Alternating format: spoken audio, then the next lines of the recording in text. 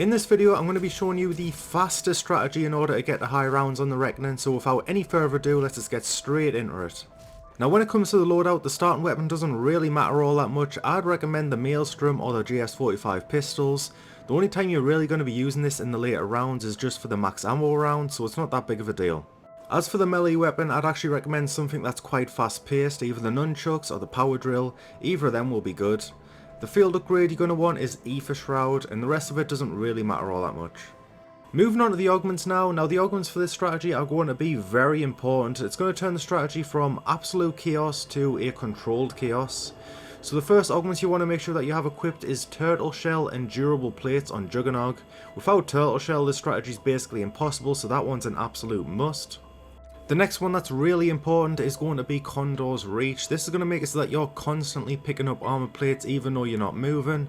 And also Parting Gift is going to help make sure that you never run out of ammo in your wonder weapon.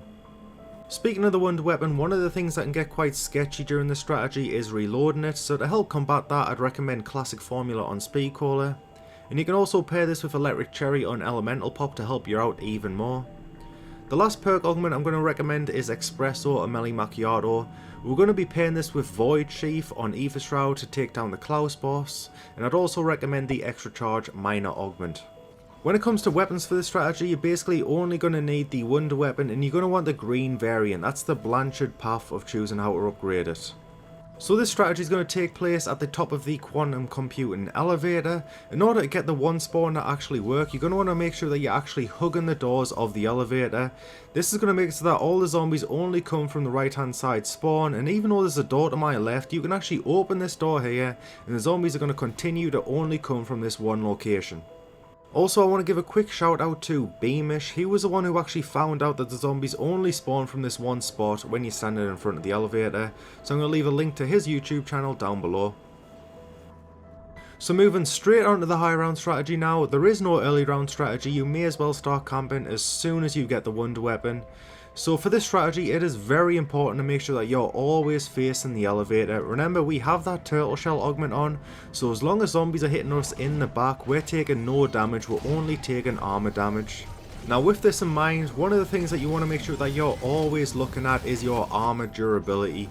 As soon as this drops down to 2 out of 3 plates, you want to chuck another plate on as soon as possible. The other thing you want to keep an eye out for is your wonder weapon's charge shot. There is an audio cue for this, but because you're killing the zombies so quickly and the doppelganger are screaming, it can be easy to miss. So I'd recommend looking out for that green glow at the end of your wonder weapon, and as soon as you see that, release the trigger. You want to make sure that you're killing the zombies as fast as possible here, because the more they're hitting you, the more you're losing your armor, and then it's going to be harder to keep on top of your armor plates. And the thing is with running Turtle Shell and Jugger-nog is that if you do run out of armor plates, or if you take a hit from the front, it only takes the zombies like 2 hits before they actually down you. So you want to make sure that you're really prioritizing armor plates and killing the zombies as fast as possible. It's going to make them drop the armor plates as fast as possible. One other point I want to make as well is that because you take so much damage when you get hit from the front, you never want to turn around. And although that might seem obvious, there was a time where I picked up an insta-kill, and because I was running Mustang and Sally's, I sprayed a couple shots on the ground to kill all the zombies around us. And then I went to turn around to spawn trap the zombies, but as soon as I turned around, I got shot by like 3 parasites straight away. I wish I saved the clip, but I didn't, and basically I just lost the dying wish immediately, like the same second I turned around. The same second I got hit by like 3 parasites.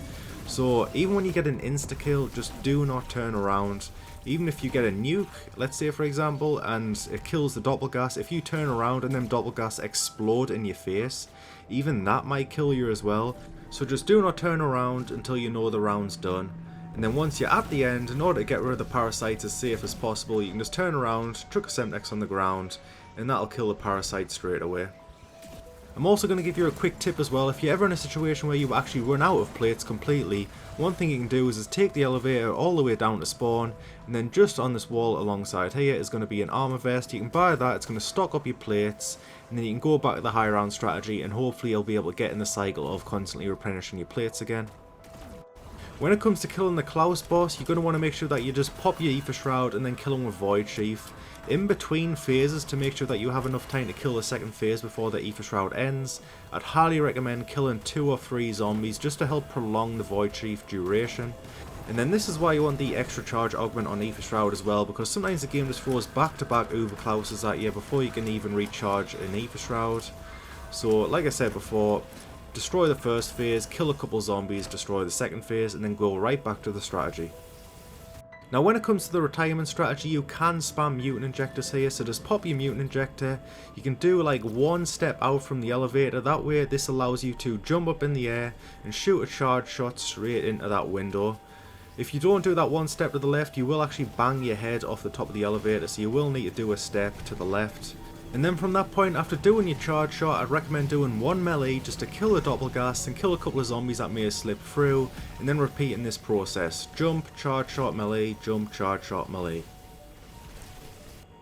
And then finally, the last thing I'm going to cover on this video is going to be the max ammo rounds. The Klaus will also just spawn in that one window, making this a very fast and efficient way to do these rounds.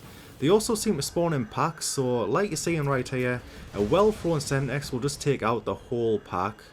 And that's going to be it from me, so if this video helped you out, be sure to leave a like. If you're new, subscribe, and I'll catch you in the next one.